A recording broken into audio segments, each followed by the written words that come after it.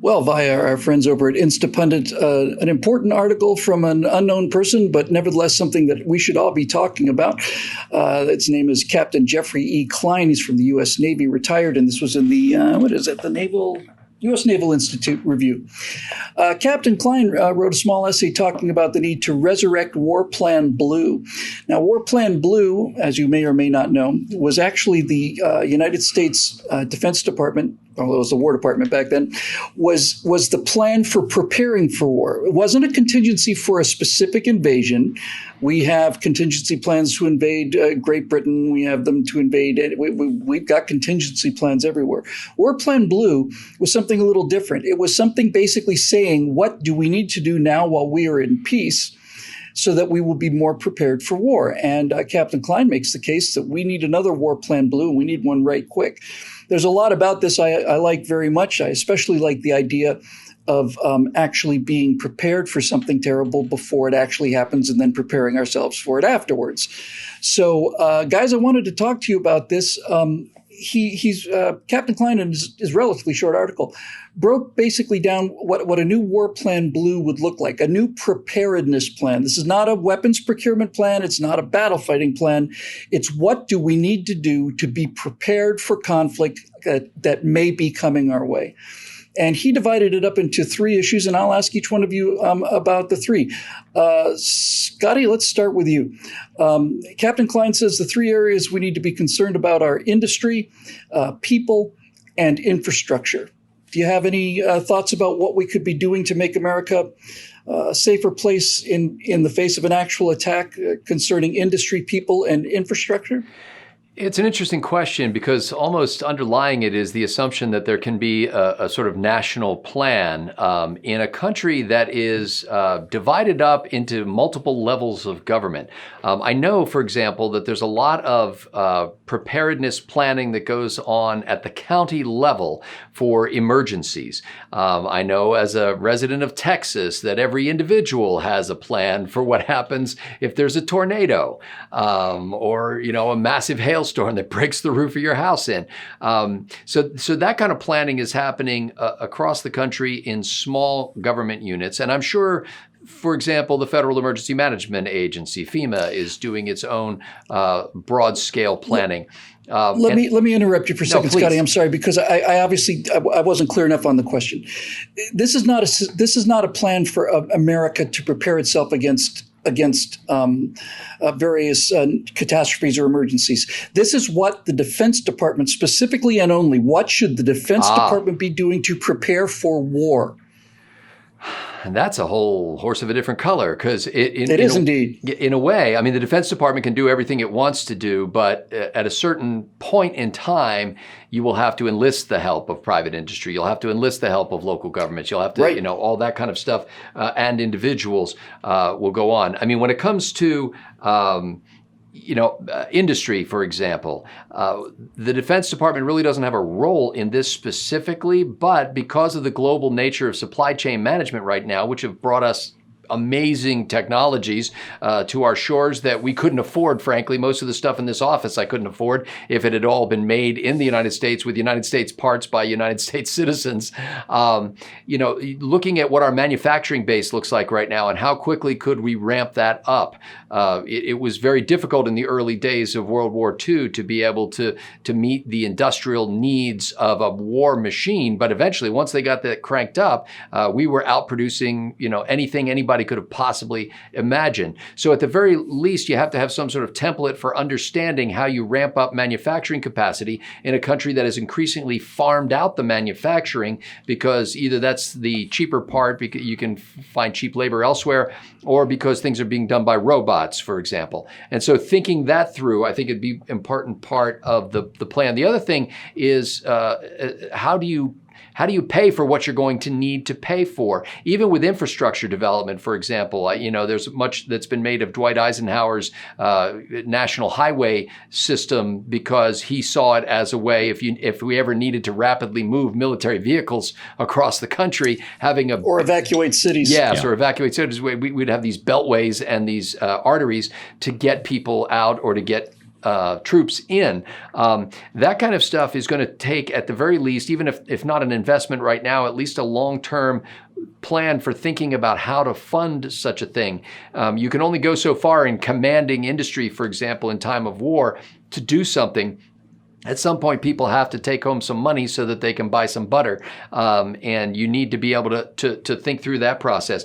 And just the idea of preparing people from a defense perspective mentally for such a challenge, I think, is probably something that's beyond the Pentagon's capabilities, but that's something that has to be given some thought. Future wars are not going to look like past wars, and the fact that two guys and something strapped in a vest can create a warlike circumstance at any point on the map makes it so that you have to start preparing people mentally, saying, what's going to happen? Are we going to have to go to a draft? Will we have the enthusiasm it takes for kids who will want to sign up to defend this country or to fight overseas on behalf of values that we hold dear? I think those are useful exercises, just like wargaming prepares soldiers to fight, but doesn't necessarily give them a blueprint for exactly what's going to happen when the real battle starts. Excellent. Steve, how about you? Infrastructure, industry, and especially people. I think people is interesting, having just essentially lost an Essex-class carrier. It's just the Bonhomme Richard, which burned nearly to the keel. It was about the same size as a World War II aircraft carrier, straight deck carrier. That appears to have been carelessness in terms of maintenance, and that is a large price to pay for a vehicle, a vessel that capable. So, in addition to infrastructure and industry, I'd love to hear your thoughts on that. What about the people? What about the people that are going to be fighting the wars in the future? I'll get to that part last. I think I want to talk about the loss of the U.S.S. Bonhomme Richard first. I wrote a pretty lengthy piece for PJ Media yesterday on that revealed some real structural weaknesses in our Navy that need to be addressed. If you can't save the ship, then you've got to train your people up. And we don't know the specifics on that yet. I was still waiting on that. If you save the ship, you've got to be able to repair the ship. And if you can't repair the ship, you've got to be able to replace the ship. Well, we're finding out in peacetime that it is probably not economical to repair the Bonhomme Richard because it's just too far burned. But even if it were, there is literally no room in the Navy's maintenance schedule for another large ship. They don't have the facilities. They don't have the people. And there's not room in the construction schedule to replace the Bonhomme Richard. Can't be done with our existing base. There's no room. We're trying to build up from a Navy that's a little under 300 ships to a 355 ship Navy. And at the rate we're going, it's never going to happen. And the heart down from 600 in Reagan's administration. Yeah, just shy of 600. Almost 600. And our economy is literally twice the size today as it was in 1992, the last time we had a Navy double the size that it is today.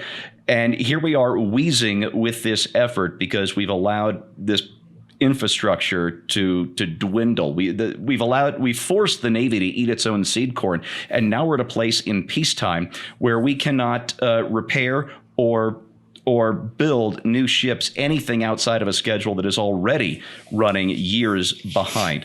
Mm-hmm. So I would invest heavily in our naval infrastructure and in the people who build and repair those ships.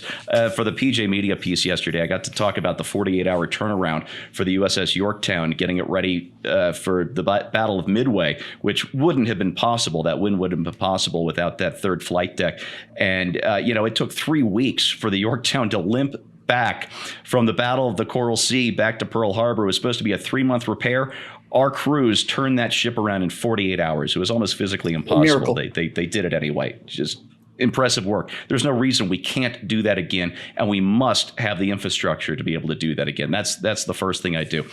The second, I'm not getting you a national satellite reserve. If we go to war with China, I've looked at this from the Chinese side. And if China ever decides they need to take Taiwan and keep us out of the picture, or for whatever reason it turns into a war in the Pacific, if I'm China, I'm using hypersonic missiles to try and take out American bases without touching American soil. I'm going to use anti-satellite missiles to take out our communications, and then basically dare the American president to, with the decision of having to escalate by hitting Chinese mainland soil. And that would put the American president, whoever it is, no matter what party, in a very tough situation. Do you let the Chinese take Taiwan when they haven't hit U.S. soil directly, or do you take the fight to the Chinese mainland? This would be a hard, very difficult decision to make. And one of the things that would really complicate our decision making would be the Chinese shutting down our communications, our secure communications over the Pacific. So I would have Elon Musk with a crap load of rockets in reserve, and I would have who's ever building, Hughes or whoever, Raytheon's building our communication satellites, have a national satellite reserve ready to go. And, you know, Elon Musk would he'd be at a kid in a candy store saying, Elon, we need you to get 30 satellites up in the next 30 days. What can you do for us? And already done. They're in there. I thought you might need this. Yeah. I would love to see this, even though dear God, I don't want to see a war.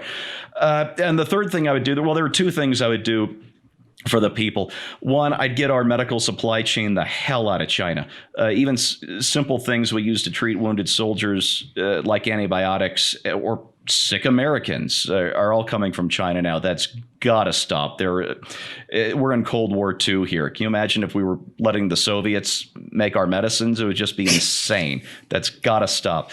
And the other thing I would do is I would invest heavily in STEM education for American citizens. You want a STEM degree? It's on Uncle Sam's tab. And the thing is, all three of these in terms of national defense spending, which is going to be almost $700 billion this year, are very, very small in that particular scale of things. With smart cuts in other places, we might be able to do this without a net spending increase. And I think all three of these things, or well, 3.5 things, I guess you'd say, are absolutely vital. Well, that was great, by the way. There you go. We're in an unusual situation here in 2020, folks. On one hand, we have the most lethal military in the world, and one of the main reasons for its lethality is we have essentially the only experienced military in the world. We've been fighting for nearly 20 years now directly, and gained an awful lot of experience and an awful lot of new procedures and new, I forgot what, doctrine. And we paid a high price for that. But we are probably sharper than we've ever been in terms of the point of the spear. But I think what Captain Klein brings up here are some really, really important critical issues.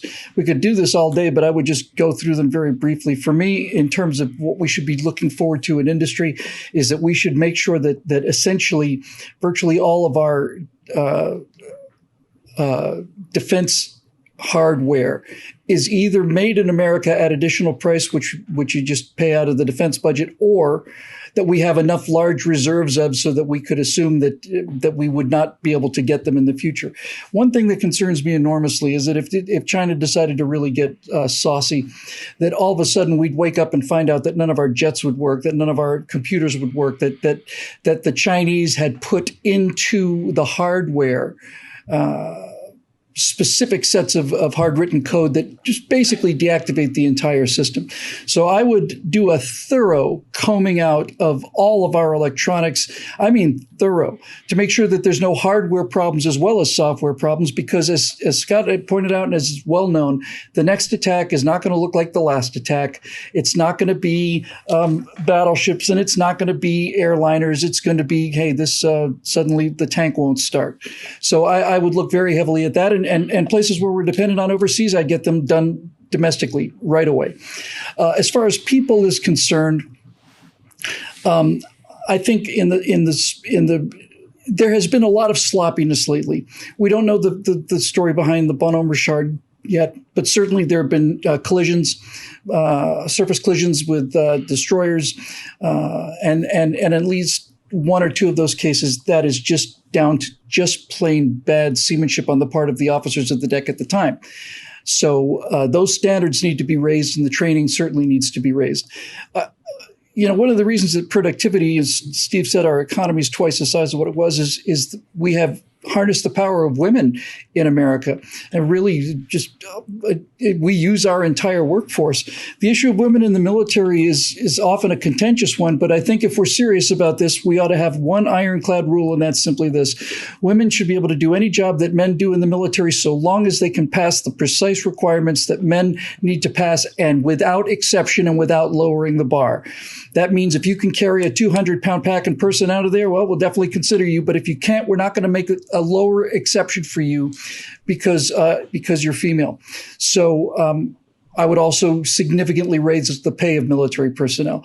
We need good, smart people in there. And Steve's idea about you want a STEM degree, yeah, we'll pay for your education. We will get you. You will graduate with a degree in engineering, and in exchange for this, you'll do 2 years or 4 years of service in the United States Navy or whatever the case may be. That's an investment in our future, civilian future, as well as our military future.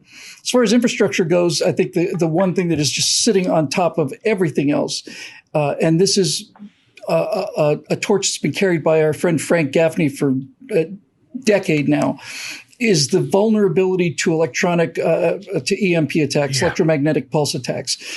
Frank Gaffney points out that none of the transformers, the major transformers that distribute the electrical grid, none of them are interchangeable. Each one of them is unique. And to replace them, you have to basically rebuild that particular one. There was apparently a terrorist attack that no one talks about where somebody shot up one of these electrical systems with AK-47s, conventional weapons. They basically tried to overheat the station. They cut the cables to the control room, but they missed one of the control cables. They were able to take that station online before it melted. If it had melted, then Silicon Valley would be without power for 6 months. So this kind of thing is something that just simply has to be done, and has to be done right away.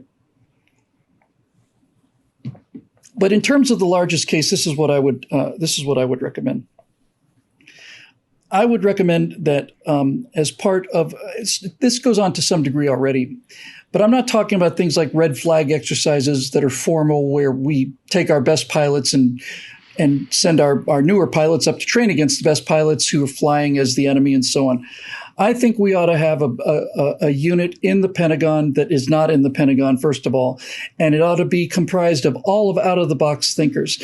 And their job is to do nothing but sit there and plan on how to destroy the U.S. military. And I'm talking about the really, really out-of-the-box thinkers, smart guys. Guys like Carlos Hathcock, as an example, would be the kind of person I'm talking about.